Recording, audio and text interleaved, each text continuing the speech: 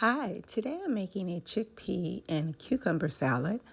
You're going to begin with 1 can of garbanzo beans, as well as 1 large cucumber, 1 cup of cherry tomatoes halved, as well as a 1/4 cup of red onion. I'm also using a lemon, a medium-sized lemon, as well as 2 to 3 tablespoons of parsley and dill, about a heaping tablespoon of dill to taste. Now, this recipe, again, very simple, but you are going to have to season it to your taste.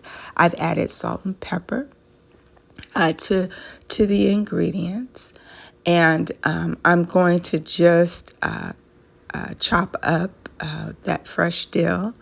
And again, the dill is to your taste. This is a light spring salad, and you will just drizzle lemon juice all over the salad. For more flavor, you can add 1 to 2 tablespoons of Italian dressing, and then you're going to just toss. You're going to toss the salad, make sure all the ingredients are combined.